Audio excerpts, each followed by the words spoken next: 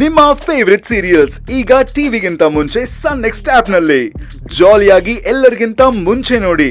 ಈಗಲೇ ಸನ್ next app download ಮಾಡಿ ಮತ್ತು ಸಬ್ಸ್ಕ್ರೈಬ್ ಮಾಡ್ಕೊಳ್ಳಿ.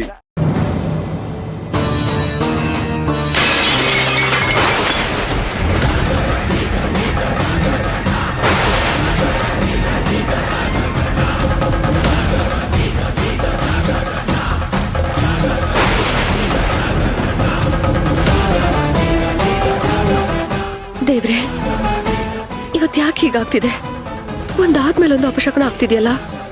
ನನ್ನಿಂದ ಏನ್ ಅಪಚಾರ ಆಯ್ತಪ್ಪ ತಂದೆ?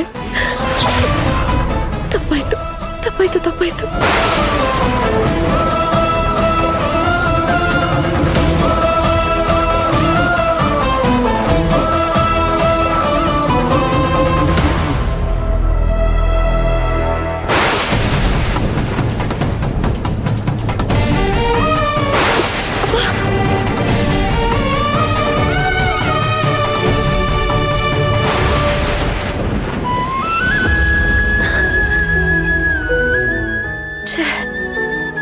ಇವತ್ ನನ್ನಿಂದ ಏನೋ ಎಡವಟ್ಟಾಗಿದೆ.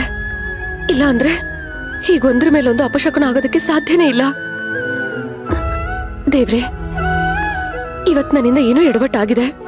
ಇಲ್ಲ ಅಂದ್ರೆ ಹೀಗಾಗೋದು ಅಂದ್ರೆ ಏನರ್ಥ?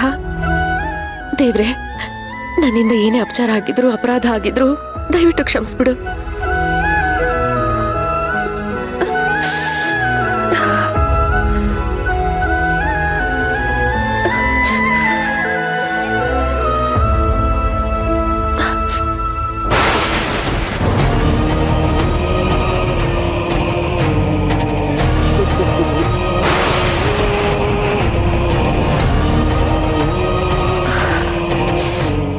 ಏನಾಯ್ತು ಸೇವಂತಿ?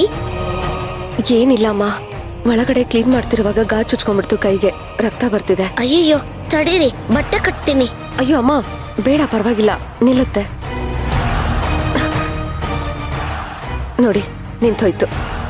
ಹೀಗೆ ಹೇಳ್ತೀನಿ ಅಂತ ತಪ್ಪು ತಿಳಿಬೇಡಿ. ಪೂಜೆ ಮಾಡ್ಬೇಕಾರೆ ಈ ರೀತಿ ರಕ್ತ ಬಂದ್ರೆ ಶಕುನ ಸರಿ ಇಲ್ಲ ಅಂತಾರೆ. ನೀವು ಹೇಳ್ತಿರೋದು ನಿಜ ಮಾಯಮ್ಮ. ಇವತ್ತು ಪೂಜೆ ಮಾಡೋದಕ್ಕೆ ಹೋದ್ರೆ ಒಂದ್ರ ಮೇಲೊಂದು ಅಪಶಕನ ಆಗ್ತಾನೆ ಇದೆ. ಆ ದೇವ್ರಿಗೆ ನನ್ ಮೇಲೆ ಏನ್ ಕೋಪನೋ ಏನೋ ಗೊತ್ತಿಲ್ಲ. ದೇವ್ರಿಗೆ ಆರತಿ ಮಾಡಿದ್ರೆ ಅವನದನ್ನ ಸ್ವೀಕರಿಸ್ದೆ ನಂದಿಸ್ಬಿಟ್ಟ. ಹೌದಾ?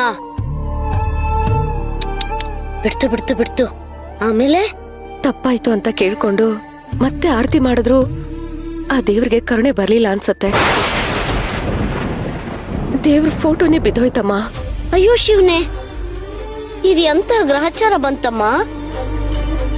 ಅದನ್ನ ಎತ್ತಿಡ್ಬೇಕಾದ್ರೆ ಗಾಜು ಒಡೆದೋಗಿರೋದು ನಾನ್ ಗಮನಿಸ್ಲಿಲ್ಲ. ಕೈಗೆ ಚುಚ್ಕೊಂಡು ರಕ್ತ ಬಂತು. ಅಯ್ಯಯ್ಯೋ, ಇವತ್ ಯಾವ ಮಗ್ಲಲ್ಲಿ ಎದ್ದಿದ್ದೀರ ತಾಯಿ? ಹೀಗ್ ಮಾಡ್ಕೊಂಡಿದ್ದೀರಲ್ಲ. ಒಂದ್ ಕೆಲ್ಸ ಮಾಡಿ, ಮನೆ ದೇವ್ರಿಗೊಂದು ತಪ್ಪು ಕಾಣಿಕೆ ಹಾಕ್ತೀನಿ ಅಂತ ಮುಡುಪು ಕಟ್ಬಿಡಿ, ಎಲ್ಲ ಸರಿ ಹೋಗುತ್ತೆ. ಹಾಗೆ ಮಾಡ್ತೀನಿ. ಎಲ್ಲಿ ಹೋಗ್ತಿದ್ದೀರಾ? ಮನಸ್ ಕೆಡ್ಸ್ಕೊಂಡಿದ್ದೀರಾ? ಸ್ವಲ್ಪ ವಿಶ್ರಾಂತಿ ಮಾಡಿ, ಕಾಫಿ ಮಾಡ್ಕೊಂಡ್ ಬರ್ತೀನಿ. ಬೇಡ ಮಾಯಮ್ಮ, ಪೂಜೆನ ಅರ್ಧಕ್ಕೆ ನಿಲ್ಸ್ ಬಂದಿದ್ದೀನಿ, ಅದನ್ನ ಮುಗಿಸ್ಬಿಟ್ಟು ಬರ್ತೀನಿ. ಹೀಗೆ ಹೇಳ್ತೀನಿ ಅಂತ ತಪ್ಪು ತಿಳಿಬೇಡಿ. ಒಂದಲ್ಲ ಎರಡಲ್ಲ, ಮೂರ್ ಅಪಶಕನ ಆಗಿದೆ ಅಂದ್ರೆ ಆ ದೇವ್ರೆ ಪೂಜೆ ಮಾಡಬೇಡ ಅಂತ ಹೇಳ್ತಾ ಇದ್ದೇನೆ ಅಂತ ಅರ್ಥ ಅಲ್ವಾ ಅಮ್ಮ? ಅಯ್ಯೋ, ಅವನಿಗೆ ಬೇಕೋ ಬೇಡವೋ, ಆದ್ರೆ ನನ್ ಮನ್ಸಿಗೆ ಸಮಾಧಾನ ಆಗ್ಬೇಕಲ್ಲ ಮಾಯಮ್ಮ. ಅದಕ್ಕೆ ಪೂಜೆ ಕಾರ್ಯನ ಸಂಪೂರ್ಣವಾಗಿ ಮುಗಿಸ್ಬಿಟ್ಟು ಬರ್ತೀನಿ. ದೇವ್ರ ಫೋಟೋ ಬಿದ್ದು ಭಿನ್ನ ಆಯ್ತು ಅಂದ್ರಲ್ಲ, ಅದನ್ನ ಮನೇಲೂ ಇಟ್ಕೋಬಾರ್ದು, ಪೂಜೆನೂ ಮಾಡಬಾರ್ದು. ನೀವೊಂದ್ ಕೆಲಸ ಮಾಡಿ, ಯಾವ್ದಾದ್ರು ದೇವಸ್ಥಾನಕ್ಕೋ ಅರಳಿ ಕಟ್ಟೆ ಹತ್ರಕ್ಕೋ ಹೋಗಿ ಅದನ್ನ ಇಟ್ಟು ಬಂದ್ಬಿಡಿ. ಸರಿ.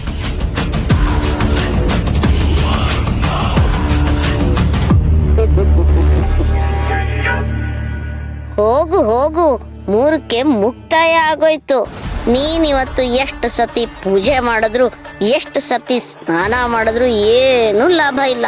ಬದಲಾಗಿ ನಿನ್ನ ದೇವ್ರ ಶಕ್ತಿನೇ ಕುಂದುತ್ತಾ ಹೋಗುತ್ತೆ.